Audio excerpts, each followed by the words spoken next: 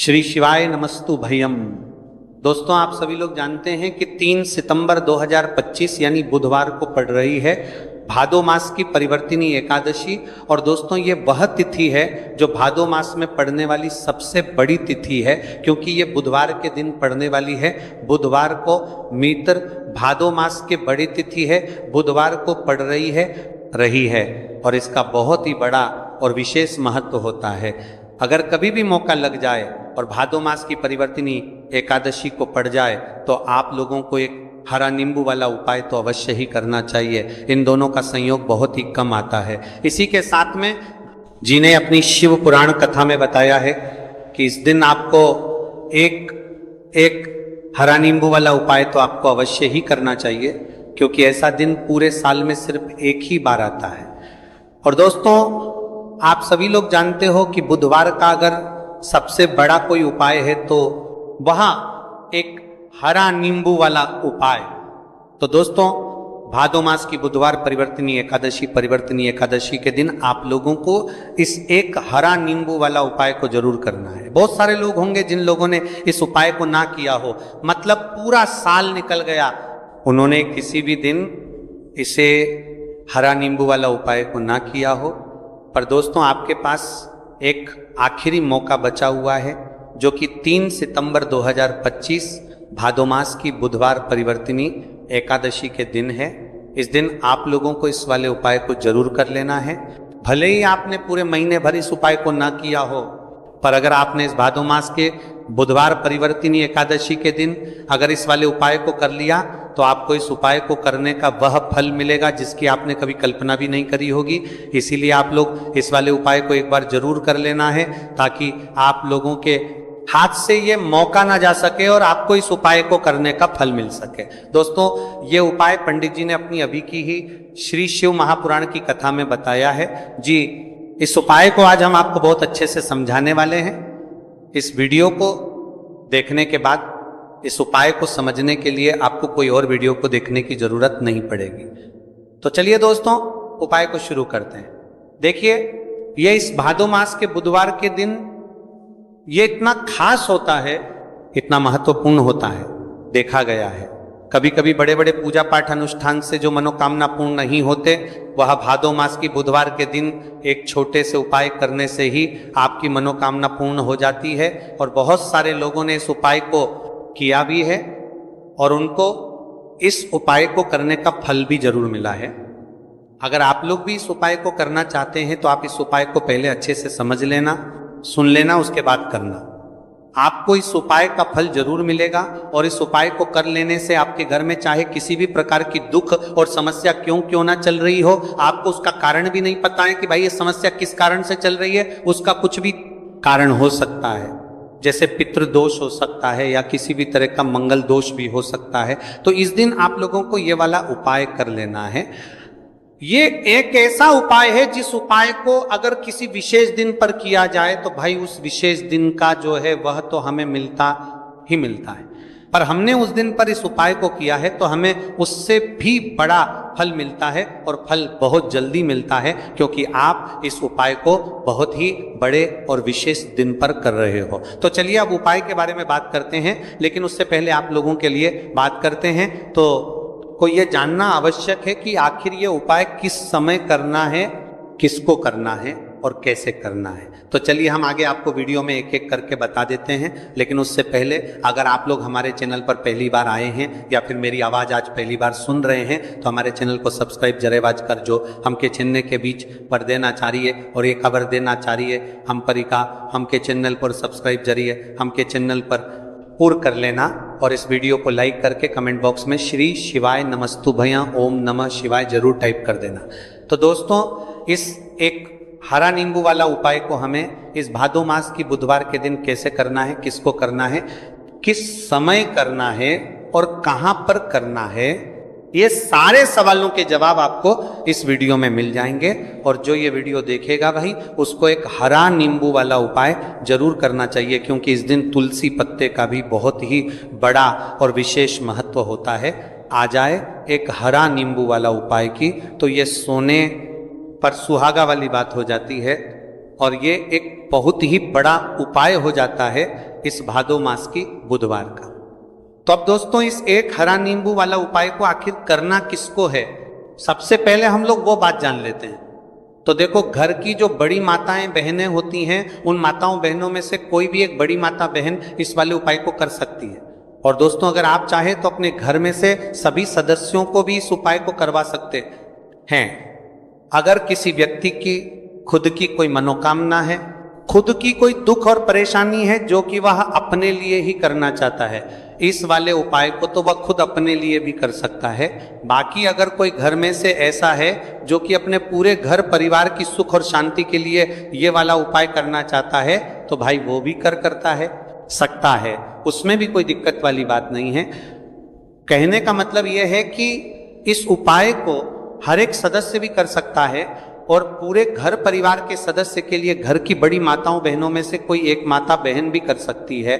माताएं बहनें अगर घर में उपस्थित ना हो या वह ये वाला उपाय ना कर पा रही हो, तो फिर घर का कोई बड़ा सदस्य भी इस एक हरा नींबू वाला उपाय को कर सकता है, चाहे फिर वह पुरुष ही क्यों ना हो, उसमें कोई भी दिक्कत वाली बात नहीं है। उसके बाद में दोस्त, और जो अगला प्रश्न निकल कर आता है वह यह आता है इस उपाय को लेकर कि आखिर इस उपाय को हमें किस समय करना है, सुबह के समय करना है कि शाम के समय करना है। तो देखो, इस वाले उपाय को आप लोग सुबह के समय भी कर सकते हो और शाम के समय प्रदोष काल में भी कर सकते हो। अब अगर आप पूछो कि भाई साहब सबसे उत्तम समय कौन रहेगा इस एक हरा नींबू वाला उपाय को करने का, तो हम आपसे बस यही कहेंगे कि इस उपाय को आप सुबह के समय करेंगे तो ज्यादा बेहतर होगा। बाकी अगर प्रदोष काल शाम के समय भी करेंगे तो भी अच्छा होगा, उसमें कोई भी दिक्कत वाली बात नहीं है। तो अब दोस्तों जो अगली सबसे बड़ी और महत्वपूर्ण बात आती है वो ये आती है कि सुबह अगर हम उपाय को करेंगे तो हमें कितने बजे से लेकर कितने बजे तक के बीच में करना है, और शाम के समय प्रदोष काल में करेंगे तो हमें कितने बजे से लेकर कितने बजे के बीच में करना है। तो देखो, सुबह जितनी जल्दी हो सके आप उपाय को करने की कोशिश करना। बाकी अगर किसी कारणवश लेट भी हो जाओ, थोड़ी देर भी हो जाए, तो 10 या 11 बजे तक भी आप उपाय कर लेना, पर 12:00 बजे से ज्यादा देरी ना हो, ठीक है, इस बात का ध्यान रखना। उसके बाद में दोस्तों अगर शाम के समय प्रदोष काल की बात करें, प्रदोष काल का जो समय है होता है वह शाम के 6 बजे से शुरू हो जाता है। मतलब शाम के 6:00 बजे से लेकर 7 बजे के बीच का जो समय होता है, ये समय प्रदोष काल का समय होता है। तो आप इस उपाय को 7 या 8 बजे के बीच में भी कर सकते हो। मतलब शाम के 6:00 बजे से रात 8 बजे के बीच में आप कभी भी इस वाले उपाय को कर सकते हो, उसमें कोई भी दिक्कत वाली बात नहीं है। तो देखो दोस्तों, सबसे पहला उपाय देखिए आपको क्या करना है। तो एक हरे नींबू से आप अपने जीवन से 1000 क्या लाख क्या करोड़ों शत्रुओं का भी सफाया कर सकते हैं, और कभी भी आपके शत्रु आपके दुश्मन आपको पलट कर देखें ये भी नहीं। अगर आपने एक हरे नींबू से छोटा सा उपाय कर लिया, तो जो लोग अपने जीवन में शत्रुओं से दुश्मनों से बहुत परेशान हो चुके हैं, या जिन लोगों के ऊपर शत्रु बहुत कुछ किया कराया करवा रहे हैं, तो ऐसा समझ लीजिए कि जो भी बंधनवार क्रियाएं आपके जो भी प्रतिपर पर छंदात करती है, ऐसे आपके जो भी बंधनवार क्रियाएं, वो जो भी बंधनवार शत्रु ने करवा रखी होंगी, आपके दुश्मन ने करवा रखी होंगी। किसी भी तरह से अगर आपके दुश्मन आपको नुकसान करना चाहते हैं, आपको हानि पहुंचाना चाहते हैं, या किसी भी तरह से आपको परेशान कर रहे हैं, कोई भी दुख कोई कष्ट आपको दे रहे हैं, किसी भी आपकी संपत्ति पर, आपके व्यापार पर, आपकी दुकान पर उनकी बुरी नजर है, कुछ हड़पने की कोशिश कर रहे हैं, तो समझ लीजिए कि एक हरा नींबू लेकर बहुत छोटा सा उपाय आप करेंगे, और जो शत्रु आपको अपनी ताकत दिखा रहे हैं, आज आपको परेशान कर रहे हैं, उन शत्रुओं की सारी अकड़ निकल जाएगी। एक हरे नींबू के उपाय को अगर आप सही तरीके से कर लेते हैं, तो देखिए उपाय पूरा समझें, सही से समझ के उपाय करेंगे तो 101% ये उपाय काम करता है। और जो भी आपके दुश्मन हैं या जो भी आपके शत्रु हैं, उनका सफाया पूरी तरह से हो जाता है। तो इस उपाय के को आप किसी भी दिन कर सकते हैं। दूसरी चीज, स्त्री पुरुष कोई भी इस उपाय को कर सकता है। ऐसा उपाय आज की वीडियो में लाए हैं जिसमें आपके कोई पैसे खर्च नहीं होने वाले, सिर्फ आपको एक नींबू से उपाय करना है। अब ये हरा नींबू ही है जो आपके जीवन से शत्रुओं का पूरी तरह सफाया कर देगा, और कभी भी दुश्मन और शत्रु आपको परेशान नहीं कर पाएंगे। चाहे शत्रु और दुश्मन कितने भी पावरफुल हो, कितने भी ताकतवर क्यों ना हो, फिर भी आपका बाल बांका नहीं कर सकते। मतलब कितनी भी कोशिश कर लें लेकिन फिर भी आपका कुछ नहीं बिगाड़ पाएंगे। तो चलिए बात कर लेते हैं उपाय की। उपाय किस तरह से आपको करना है। तो देखिए, सबसे पहले तो आपको इसमें एक हरा नींबू लेना है, ठीक है ना। अब ये उपाय गुप्त शत्रुओं के लिए भी है और उस दुश्मन के लिए भी है जो सामने से आप पर वार कर रहा है, आपको किसी भी तरह की धमकी दे रहा है, कोई नुकसान आपका कर रहा है, वह शत्रु भी परास्त हो जाएगा। और जो आपके पीठ पीछे आपका बुरा कर रहे हैं, क्योंकि देखिए जो गुप्त शत्रु होते हैं ना, इनका ना तो हमें नाम पता होता है, ना इनका एड्रेस पता होता है, ना ये पता होता है कि कितने शत्रु हैं, है ना। क्योंकि ये तो गुप्त तरीके से शत्रुता करते हैं और गुप्त शत्रु के बारे में किसी को कुछ पता नहीं चल पाता है। बहुत कम लोग होते हैं जान जाते हैं कि हाँ किसी ने कुछ करवा रखा है, फिर भी ये नहीं जान पाते हैं कि कौन व्यक्ति है जो ऐसा करवा रहा है ना। ये बहुत मुश्किल है पता करना। लेकिन अगर आपको आपके दुश्मन का नाम नहीं पता, आपका दुश्मन कहाँ रहता है ये भी नहीं पता, कौन आपसे शत्रुता कर रहा है ये भी नहीं पता, फिर भी ये उपाय आप करिए। क्योंकि जो दुश्मन है, जो शत्रु है, इस उपाय को करने से आप देखेंगे कि वह तुरंत आपके जीवन से दूर हो जाएगा और उसका किया कराया भी दूर हो जाएगा, जो भी आपके ऊपर करवा रखा होगा, आपके व्यापार पर करवा रखा होगा। क्योंकि बहुत सारी उच्चाटन और बंधनवार की क्रियाएं हैं जो लोग करवा देते हैं। बहुत सारे तांत्रिकों के पास जाकर और भी बहुत सारी जगहों पर जाकर लोगों के साथ बहुत कुछ गलत करवाते हैं। लेकिन आप विश्वास मानिएगा, इस उपाय को करने से जितनी भी क्रियाएं हैं ऐसी वो सब कट जाती हैं और इस उपाय को करने से घर बैठे आपके शत्रु जो हैं वो दूर हो जाते हैं। मतलब कहीं जाने की आपको आवश्यकता नहीं पड़ती है। तो चलिए बात कर लेते हैं उपाय की। देखिए, इसमें एक हरा नींबू आपको लेना है। नींबू बिल्कुल दाग दगीला ना हो। आपने देखा होगा कि कभी कभी नींबू के ऊपर छोटा छोटा दाग है ना आ जाता है, या नींबू थोड़ा सा खराब होता है।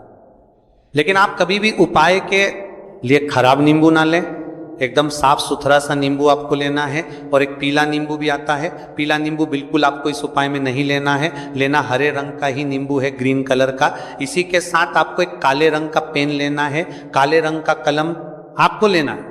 कलम कोई सा भी आप ले सकते हैं, कोई भी पेन ले सकते हैं, स्केच ले सकते हैं, मार्कर ले सकते हैं, ठीक है ना। कोई भी पेन आप ले लीजिए। अब आपको क्या करना है, ये दोनों चीजें लेकर अपने घर में एकांत में बैठ जाना है, जहां इस उपाय को करते समय आपको कोई रोके टोके ना है, ना इसी जगह पर करेंगे। चाहे कमरा है आपके घर में ऐसा, या कोई भी गैलरी बरामदा, जहां इस उपाय को आप करें और आपको कोई रोके टटोके ना। भले ही उपाय के बारे में सबको पता है आपके घर में, फिर भी उस समय कोई आपको डिस्टर्ब ना करे, है ना। इस तरीके से आपको उपाय करना है। तो देखिए, सबसे पहले नींबू आपने क्या करना है, नींबू पकड़ना है हाथ में और काले रंग के पेन से इस नींबू के ऊपर अपने दुश्मन का, अपने शत्रु का नाम लिख देना है। अब बहुत सारे लोग कहेंगे कि हमें तो ऐसे शत्रु हैं हमारे जीवन में जो गुप्त हैं, जिनको हम जानते भी नहीं, उनका नाम कैसे लिखेंगे। तो देखिए, अगर शत्रु का नाम नहीं जानते, ये भी नहीं जानते कि कितने शत्रु हैं, तो केवल आप उस नींबू पर शत्रु लिख दें। देखिए, जब आप केवल शत्रु लिखते हैं ना, इससे आपके सारे दुश्मन, सारे शत्रु ही परास्त हो जाते हैं, सभी के सभी का सफाया हो जाता है। तो नींबू के ऊपर केवल शत्रु लिखेंगे और फिर इसे आपको काले रंग के कपड़े में रख देना है। शत्रु लिखने के बाद या शत्रु का नाम लिखने के बाद काले कपड़े में रख देना है और 3 बार आपको बोलना है, मेरा शत्रु परास्त हो, मेरा शत्रु परास्त हो, मेरा शत्रु परास्त हो। इसके बाद आपको क्या करना है, काले कपड़े में इस नींबू को रख के इसे बांध लेंगे, परतालो पोटली टाइप की बना लेंगे। और जहां कहीं भी आपको थोड़ी सी मिट्टी दिख जाए, आपके घर के बाहर कहीं भी आपको लगे कि हाँ यहाँ कच्ची मिट्टी है, यहाँ खुदाई हो सकती है, वहां छोटा सा गड्ढा कर लें। घर से कोई चीज लेकर जाएं और उस गड्ढे में इस नींबू को आपको रख देना है और मिट्टी अच्छे से ढक देंगे कि नींबू बिल्कुल दिखे ना। यह उपाय शाम के समय का है, मतलब जब सूरज छिप जाता है उसके बाद कभी भी आपको यह उपाय करना है। सूरज की रोशनी में यह उपाय आपको नहीं करना है। यह उपाय करिए और जब आप इस नींबू को पूरा ढक देंगे, अपने घर चले आइए और कुछ भी आपको नहीं करना है। पीछे पलट कर नहीं देखना है। घर आकर हाथ पैर धो लेंगे और 1000 शत्रु हो, लाख हो, करोड़ हो, बिल्कुल उनका सफाया हो जाएगा। उन्होंने जो क्रियाएं आपके ऊपर करवा रखी हैं, तांत्रिक क्रियाएं या कोई भी जादू टोना, सभी कुछ दूर होता है। इस उपाय को करने से तो करिए ये उपाय और इसका चमत्कार देखिए। सिर्फ और सिर्फ आपको इस उपाय को एक बार ही करना है और एक बार ही उपाय करने में शत्रु का पूरी तरह सफाया हो जाएगा। सारे शत्रु के परास्त हो जाएंगे, सारे दुश्मन आपके सामने नतमस्तक हो जाएंगे, आपके सामने हाथ जोड़कर माफी मांगने को मजबूर हो जाएंगे। मतलब आपका कुछ नहीं बिगाड़ेंगे। तो देखिए, नींबू जो है ये साधारण नहीं होता है। नींबू के अंदर ऐसी ऐसी शक्तियां पाई जाती हैं जो आपके दुश्मन को, आपके शत्रु को जड़ से खत्म कर सकती है। आपने देखा होगा कि जब भी लोग अपना व्यापार शुरू करते हैं या जो भी बिजनेस करते हैं, दुकान खोलते हैं, छोटा मोटा व्यापार जैसा भी काम करते हैं, वहां पर नींबू मिर्च जरूर लगाते हैं। क्योंकि देखिए, जो नींबू और मिर्च होती है ये आपके जीवन में धन को लाने का और बढ़ाने का काम भी करती है। क्यों? क्योंकि नींबू और मिर्च जो होता है, इसे जब आप अपने घर के दरवाजे पर या दुकान पर, शॉप पर लगाते हैं, इससे कभी भी आपके दुकान को, शॉप को नजर नहीं लगती है। बुरी नजर को बाहर ही ये रोक देती है। साथ ही साथ जो नींबू होता है ये शत्रु से छुटकारा दिलाने के लिए, दुश्मनों को दूर करने के लिए बहुत उत्तम होता है। तो उपाय करें, आपको लाभ जरूर होगा। अब हम बात करते हैं दूसरे विशेष उपाय ई की। देखिए, ये उपाय भी आपको तुलसी जी के पौधे के वहां पर करना है। आपके भाग्य का उदय करने के लिए आपके घर में धन समझी की गई, आपके घर में धन समझी की गई, आपके भाग्य के संजी के, आपके भाग्य कर में तुलसी जी के संजी के, आपके घर में परेशानियां हैं। कर्ज की समस्या अगर दिन पर दिन बढ़ती जा रही है, खत्म नहीं हो रही है, बहुत ज्यादा परेशानियां हैं, तो आपको ये उपाय करना चाहिए। देखो, करना क्या है, बहुत ध्यान से समझना। आपको मात्र तांबे के पात्र के अंदर जल लेना है। उस जल के अंदर एक चुटकी आपको हल्दी मिला देनी है, ठीक है, और साथ में लेना है एक कमलगट्टा। ये केवल उपाय बुधवार चैत्र नवरात्रि के दिन करना। अगर आपको ऐसा लगता है कि आपके जीवन में अष्टलक्ष्मी का वास नहीं है, भाग्य का साथ आपको नहीं मिल पा रहा है, तो आप ये उपाय बुधवार के दिन कर सकते हैं। बुधवार के दिन भी कर सकते हैं, ठीक है। बुधवार और बुधवार दोनों दिन आप ये उपाय कर सकते हैं। देखो, करना क्या है, इस टाइम के पात्र के अंदर हल्दी डाली और एक कमलगट्टा डाला। अब आपको तुलसी जी के वहां पर जाना है।